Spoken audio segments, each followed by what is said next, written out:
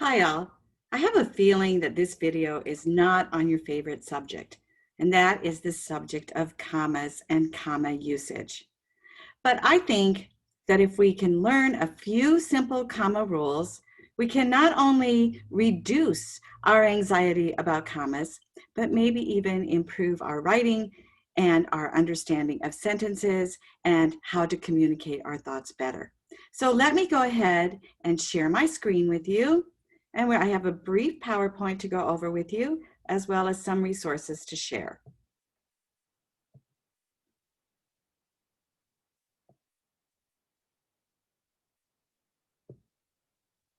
Okay, so here we go, 3 commas and a semicolon.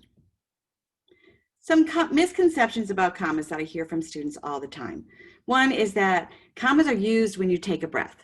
Well, maybe, but that's not really a rule, okay? That happens in music. When you see a comma, you take a breath, but commas are not used whenever you take a breath. There are actually more rules in place that you may find useful. Commas are not used when you pause. Yes, you may pause when you see a comma, but you don't pause and go, oh, I need a comma. You see a comma and then pause. And then I hear this all the time. Students think that they have to include so many semicolons in an essay. Long sentences are better than short sentences. All of these things are misconceptions, okay? It's not about the length of the sentence. It's about the clarity of the sentence. And in creative writing, the artistic value of the sentence. None of those things have anything to do with long sentences, commas, and semicolons. What is the purpose of a comma then? Well, I found this little definition here that I think you might find useful. It's simply a tool to indicate to readers a certain separations of words, phrases, or ideas in order to improve meaning. Commas are used to clarify meaning, but in order for us to use them for that purpose, we need to follow certain rules consistently. Now, as soon as I give you a rule about a comma, I guarantee you there's going to be exceptions, right? So that's the fun of grammar. So the first rule, and this is one that you all know.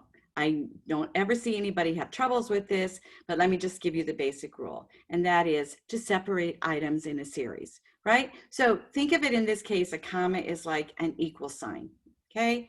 The rainbow is red, comma, yellow, comma, and green. It is separating red, yellow, and green. They're all colors, they're all adjectives, they're all describing rainbow. Therefore, you have a comma after each one to separate them out.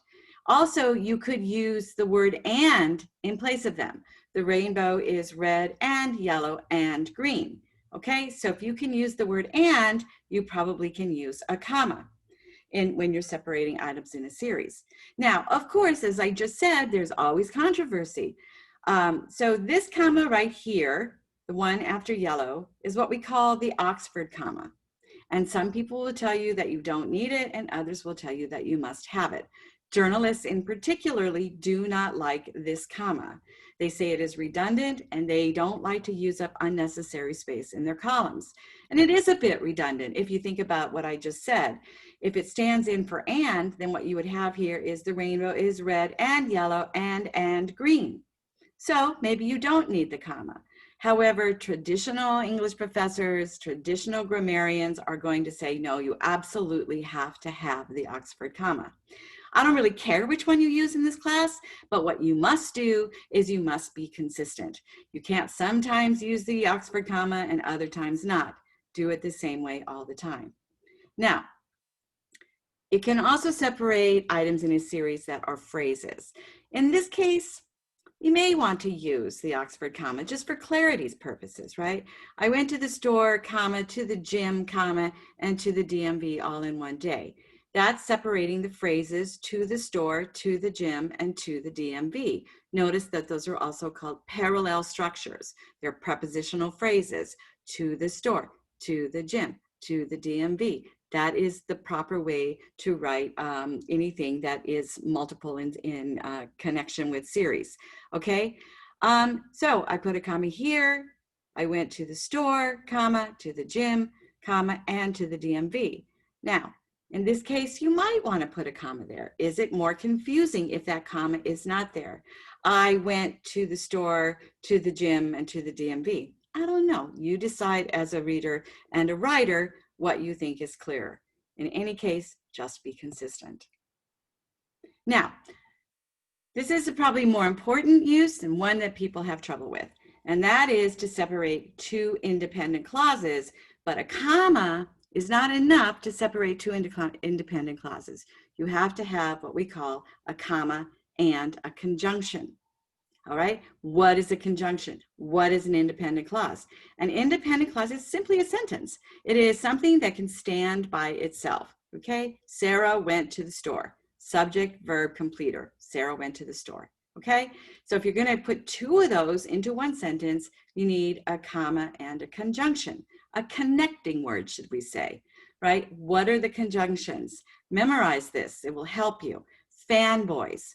Fanboys stands for, and, nor, but, or, so. So if you see an and in the middle of a sentence, you should be looking to see if it needs a comma.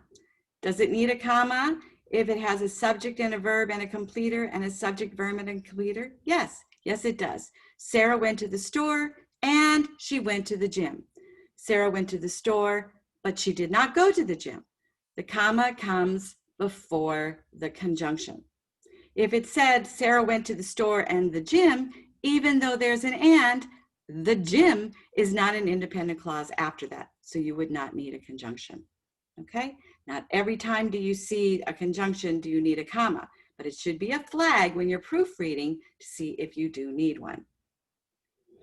A more complex one now is separating what we call a dependent clause from an independent clause when the dependent clause starts a sentence, right? So if an independent clause can start by itself, can stand by itself, then that means a dependent clause cannot stand by itself, even if it has a subject and verb.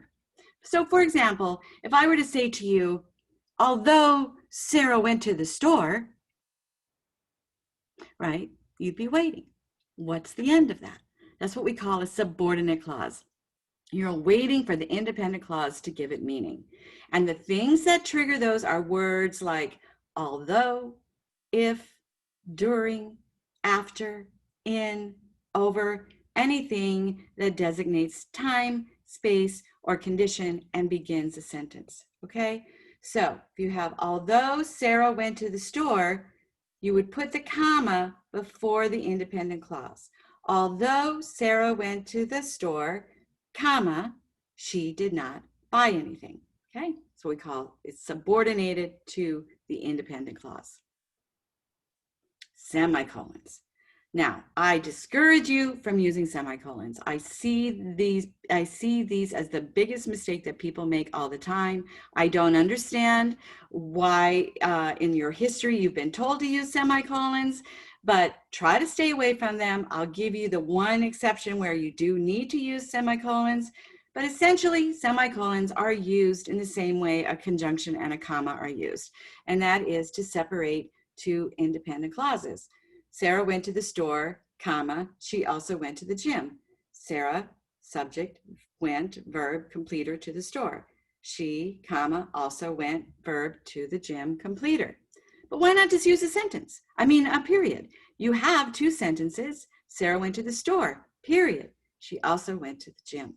Why not? You don't need that semicolon.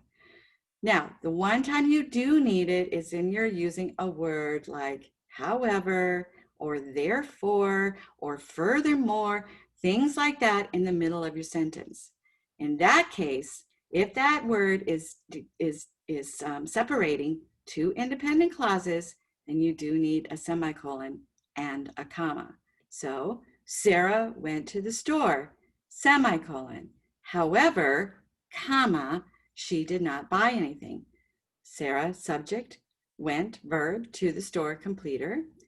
She, subject, did not buy, verb, anything, completer. You have two independent clauses on either side of the word however.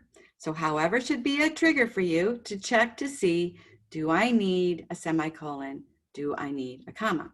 If there are two independent clauses on either side of that word, then that's how you would punctuate it. And that's really when you need to use semicolons. In other cases, I would just caution you to stay away from them. It's a matter of style, but I think that they can be more confusing than helpful. Some other simple comma uses in dates: September 3rd, comma, 2020, city, town, Stony Brook, comma, New York. When you're using it parenthetically, that is to say that it's clarifying something in the sentence, but it's not necessary for the sentence. My sister, comma, Sarah, comma, went to the store. That's a parentheses. Sarah is describing sister, but you could easily say, my sister went to the store. It has the same meaning. It just gives you a little extra information so you know which Sarah went to which sister went to the store. Dialogue.